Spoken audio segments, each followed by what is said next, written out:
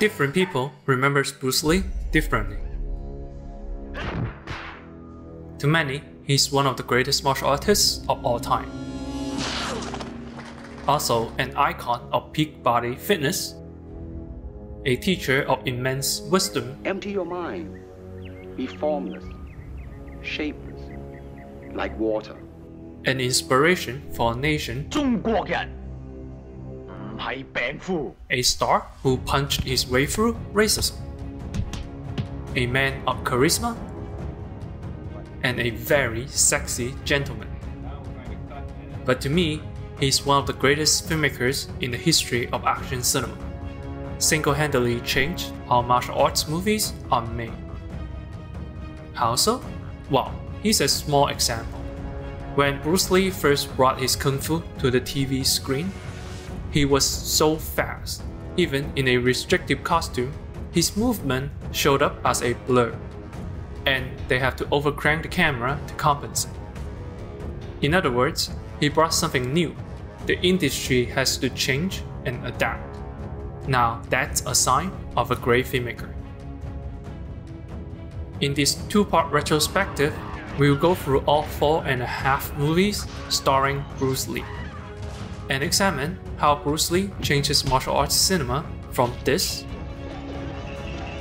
to this. Let's dive in.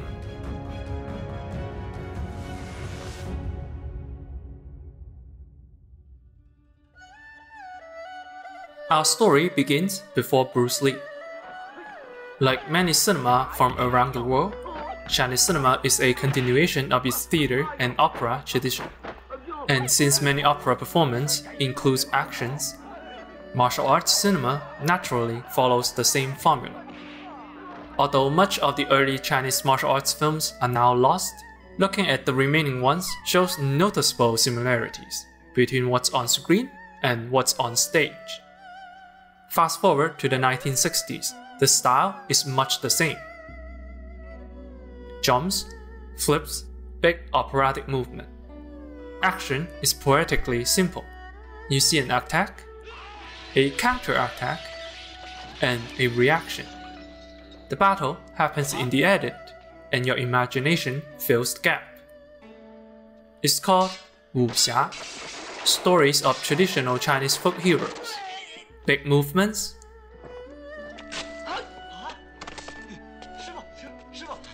big characters. Realistic fights is not the point. There was a pushback against this type of films, spearheaded by the Wong Fei Hung series. Starring the legendary Guan Deheng, the series features much more impressive hand-to-hand combat. Yet still, Guan was an opera actor. Much of the action still focuses on the operatic movement, the fluid kicks and jumps, almost like a tango. In truth, kung fu films and wuxia films were selling the same contents, just with slightly different packaging.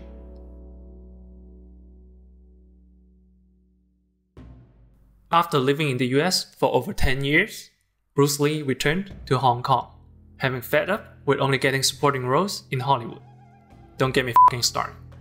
It was 1970, and Bruce was surprised to find himself a big deal in Hong Kong, thanks to the Green Hornet TV series being a big hit there. It's not hard to see why. He was fast and ferocious, much different from the ballet Hong Kong were used to at the time. So naturally, in 1971, Hong Kong film company Golden Harvest cast him in a starring role in the first true Bruce Lee movie, The Big Boss. It's everything people didn't know they wanted. Violent, realistic, contemporary. No more opera. This is real kung fu.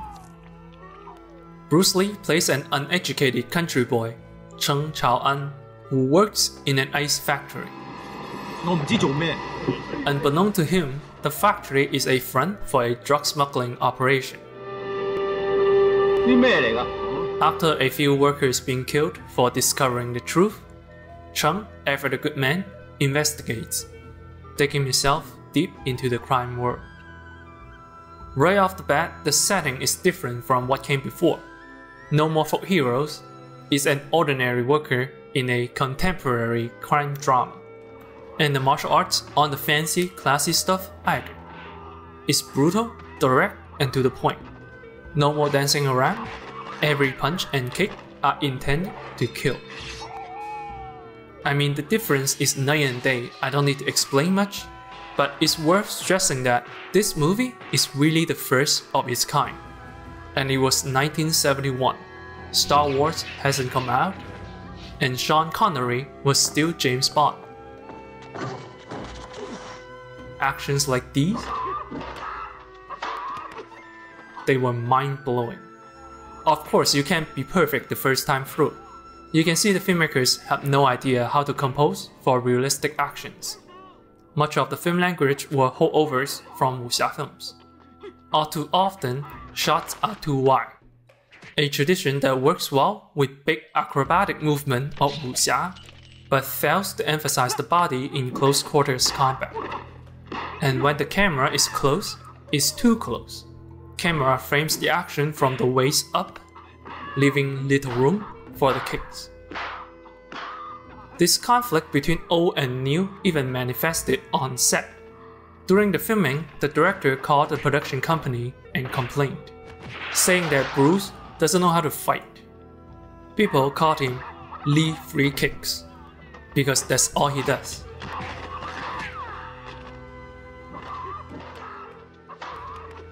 Clearly, the director intended to have longer, back and forth fights, much like wuxia films of old. But Bruce, with actual street fight experiences, understood that real fights don't last that long, so he doubled down this relatively realistic style. The Big Boss went on to be a massive success. As Bruce's wife recalled, the audience rose to its feet, yelling, clapping, cheering. It was almost impossible to leave the theater. Clearly, Bruce was right to do his own thing, and now it's up to the Hong Kong film industry to adapt. Adapt they did. 1 year later, 1972, Fists of Fury was released, and became his most iconic movie in Asia. The film was set during World War II, when Shanghai was occupied by the Japanese. Bruce Lee plays Chen Zhen, an uneducated, hot-headed young man, who, upon discovering his master was murdered by the Japanese, goes on a revenge killing spree. It's crazy how much everything has improved in just 1 year.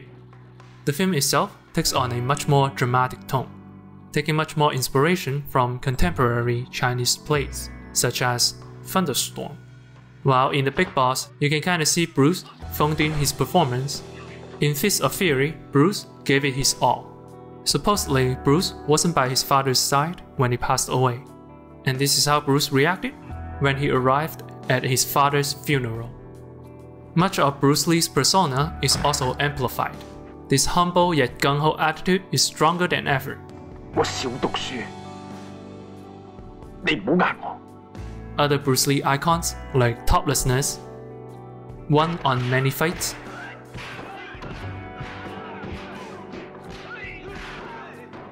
the flying kicks are all bigger and better, and of course, the nunchucks. The cinematography also improved. Wide shots are much closer, emphasizing the contact and bodily form, although some of the wuxia jumps still remain. Medium shots now framed from knee up instead of waist up, giving room for all the iconic high kicks.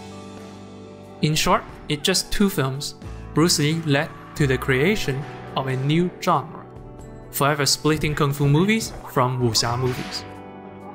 Needless to say, Fists of Fury became a massive success. I mean, it's a film about beating Japanese, yet it became the 7th highest grossing film in Japan that year. But bigger still is its cultural impact. It has been remade multiple times, many of its lines are quoted and parodied in Hong Kong media, and the film is the standard formula in making a martial arts hero movie. the character Chen Zhen lives on as an icon for national pride, fighting against foreign oppression, pushing back the shame China has endured. Or, as Chen says, 中國人唔係病夫。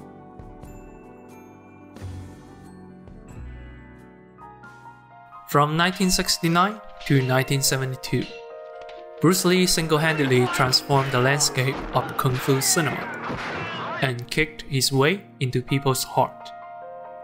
And he was just getting started, because in the next two movies, Bruce continued to set out a trajectory for the genre, with which the industry will follow to this day. Tune in next time as we examine the remaining Bruce Lee films and see how the man punches his way into international stardom.